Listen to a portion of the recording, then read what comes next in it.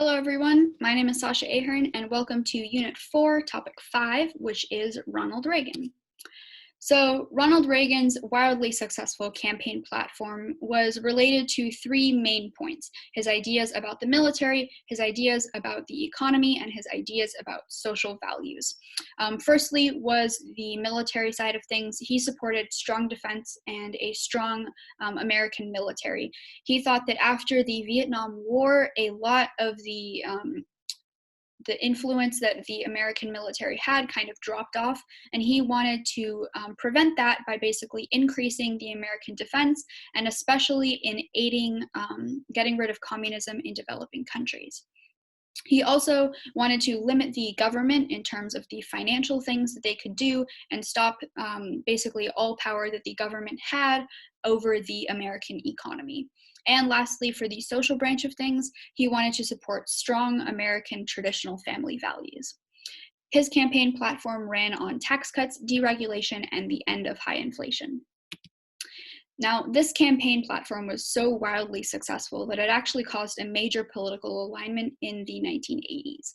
Before this, a lot of the white middle class had been voting for the Democrats, a part of the New Deal coalition, which is essentially just who was voting for who as a result of the New Deal. However, at the end, after Ronald Reagan's election, a lot of the white middle class voters shifted from supporting the Democrats to the Republicans because they had then started to view the Republican Party as the champion of the white middle class. And this was just a massive political shift called the Reagan coalition. So now we are going to talk about Ronald Reagan's domestic policy. So the main thing that he wanted to do was focus on economics. He wanted to, this was basically branded as Reaganomics, an economic principle that the economy grows best under large tax cuts and deregulation. This is also called supply side economics, and it also, you'll see it relates a lot to trickle down economics. But he got past 25% tax cuts that were approved by Congress in 1981. These tax cuts mostly benefited the rich, and as you can see by the graph on the left, you can see that this kind of started to increase the wealth divide.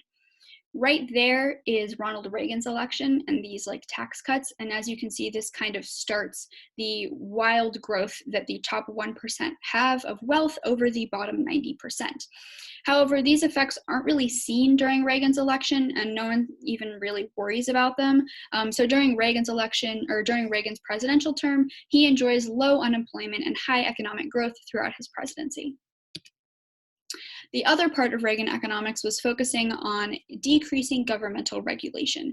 He wanted to reduce the role that the government had in economics, primarily by cutting the budgets and the staff and the ability of regulation agencies to enforce what they are trying to do. Most notably was the Environmental Protection Agency and the Civil Rights section of the Department of Justice. In that same vein of the Department of Justice, he also appointed a lot of new conservative Supreme Court justices, which ended the progressive Supreme Court era that we had been seeing for the last few decades. Next was kind of a little bit of a divide between military spending and welfare programs, warfare versus welfare. He spent $1.5 trillion in increasing the American military spending by wanting to increase defense and this kind of foreign policy that was to fight communism in developing countries. This money was coming from cutting social programs like food stamps, Social Security, welfare, and Medicaid. However, this did not make up the deficit enough, and this resulted in one of the largest budget deficits in US presidential history. A budget deficit is basically just like the amount of money that the government makes versus the amount of money that the government spends. So basically, during Ronald Reagan's presidency, the government spent way more money than they made. And this kind of set a precedent for presidents after him to also spend a lot of money and to further increasing the budget deficit and further increasing the national debt after him. So now let's talk about Ronald Reagan's foreign policy. So In the Middle East and North Africa, not much was happening, but I just thought that I'd mention a few things. So first of all, there was bombings in Lebanon and Libya where we had American troops. And so Ronald Reagan took those bombings as a sign to move those troops out of those countries. However, the most notable thing that happened in this area was the Iran-Contra affair, which was basically this huge scandal that broke during Ronald Reagan's second presidential term, where it was revealed that he was illegally selling weapons to Iran to make money to aid the violent anti-communist groups in Nicaragua that were trying to topple the Nicaraguan government. And this was a huge scandal because Congress had not approved any of these weapon sales. It was violating international law. It was violating treaties with Iran and Nicaragua, and it hugely and massively went against and violated public trust. However, this didn't really affect public opinion of Ronald Reagan for long, and he came back strong and had huge, massively high public opinion of him by the time he left presidential office. Central and South America was where a lot of the conflict in foreign policy was happening for Ronald Reagan. He was operating under a foreign policy idea called the Reagan Doctrine, which was basically the idea that the US would offer financial and military support to any anti-communist groups in Europe, Central South America, and the Middle East. This sounds really good because it sounds like a great way to halt communism. However, this led to the United States supporting some very, very sketchy, very, very right-wing groups by basically supporting anyone who wasn't communist. This led for a lot of very controversial political leeway.